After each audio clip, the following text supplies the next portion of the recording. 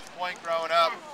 The boardwalk pretty much started, out there a little bit further, and it was a wooden boardwalk that extended pretty much further down, a little bit further down than what you see over there.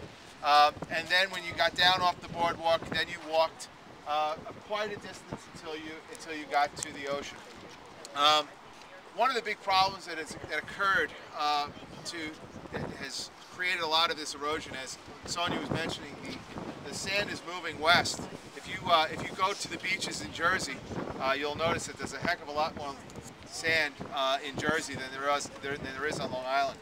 To protect themselves, the people out in the east started laying down a groin field, and the groin fields, in essence, trap the sand as you're going down. As the sand is moving west, the groin field will catch the sand and bring it back in, so that they don't lose their beach. Well, the groin field ends pretty much at Rich's Inlet. That's pretty much where you're going to stop. Where it's going to stop. They had to make some adjustments to the groin field out there to not have any more devastating erosion that's going on.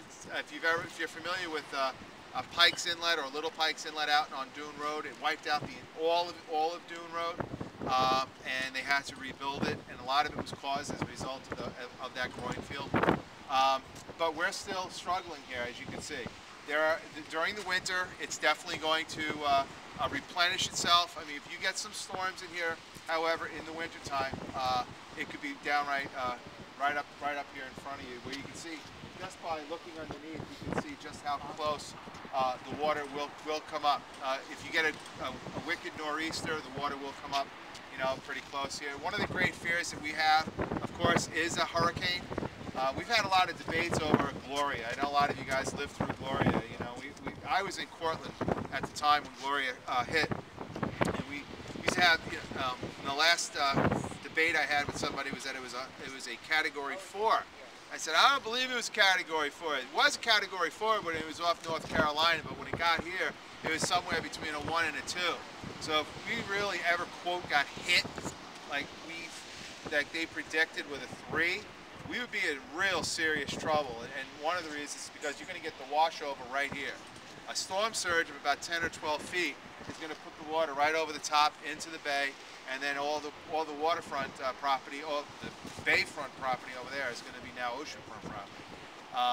And so that is one of the great concerns that we have. But this is still, one of the most popular places for our kids to go.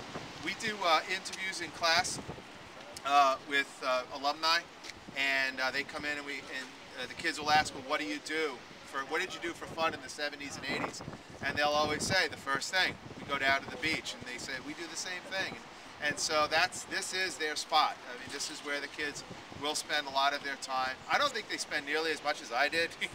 I think that I didn't have the internet and I didn't have a PlayStation, so this clearly was the only thing I had left. I do know that some of them that do venture away from their homes will come to the beach.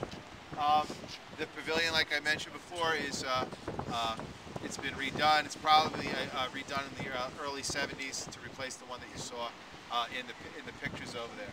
You can drive down. You can see the trucks that are down there. If you go through the campground entrance over there, you'll see a spot where you can now drive onto the beach. You flatten your tires down to about 15 pounds, and off you go, and you're in good shape. You can head down there.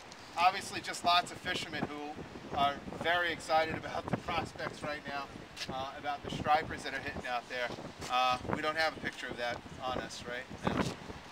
But we go out with stripers every once in a while. They're hitting somewhere in the vicinity of 34 to 36, 38 inches right now. Those are some really nice fish.